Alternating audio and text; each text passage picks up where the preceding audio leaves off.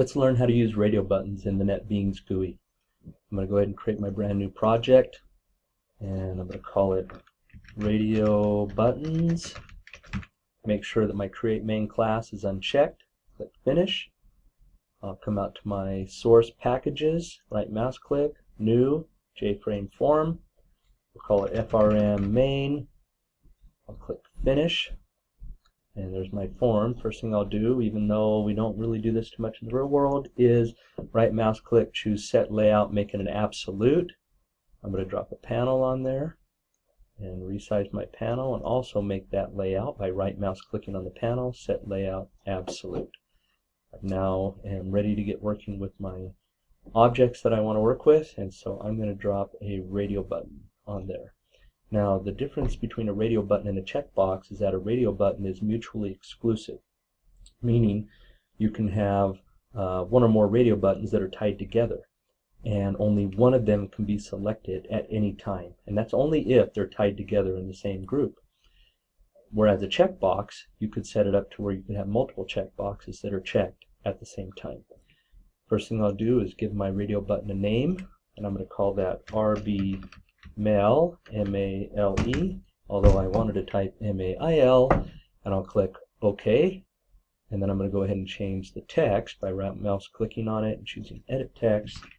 I'll type Mail, and I'm going to go ahead and drop another radio button on there, and I will right mouse click on that, change the text to be Female, and I'll change the variable name to be RB Female.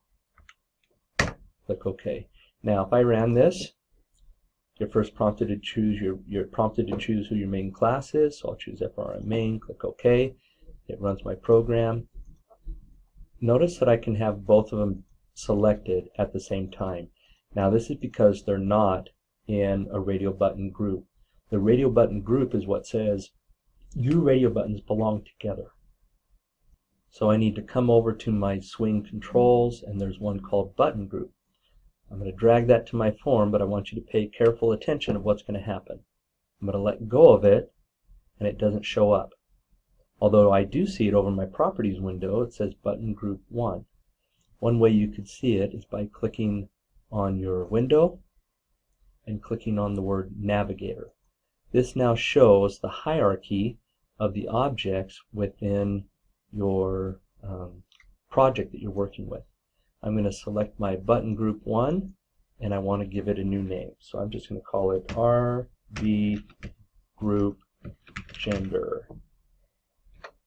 It now has a new name, and I can look at it over here. Currently there's no buttons associated with it, but the interesting thing is now I can come back to my radio buttons that were already placed on the form, and I can come to the drop-down list for the attribute button group and choose the radio button group that's already out there. Now let's see what happens if I select both of my male and female radio buttons and I assign them to the RB Group Gender.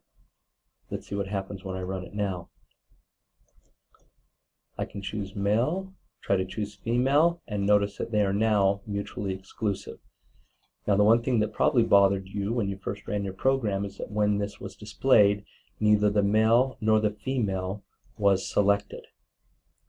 This is easily remedied by selecting one of the buttons, and if you notice also by clicking on these buttons, this is visually telling you that they are associated with a non-visual component, that they're in a radio button group. But I'm going to go ahead and select the female radio button, and there's an attribute called Selected. I'll check that, and now the default is when this is displayed, the female radio button will first be selected.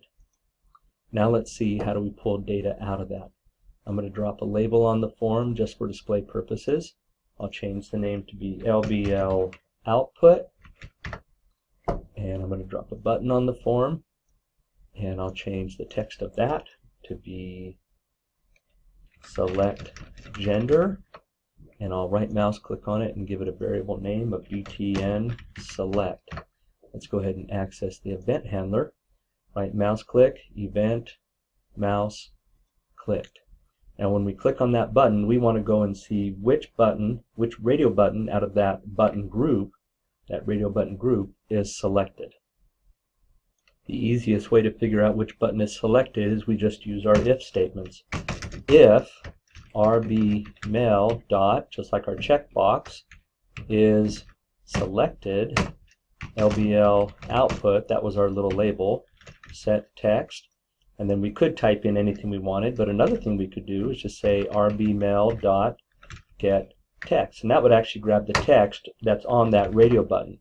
Otherwise, we say LBL output dot set text is the RB female dot get text.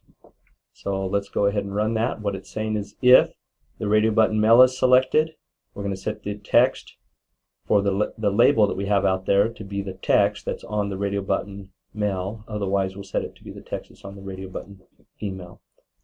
So if we click on the select gender, female, male.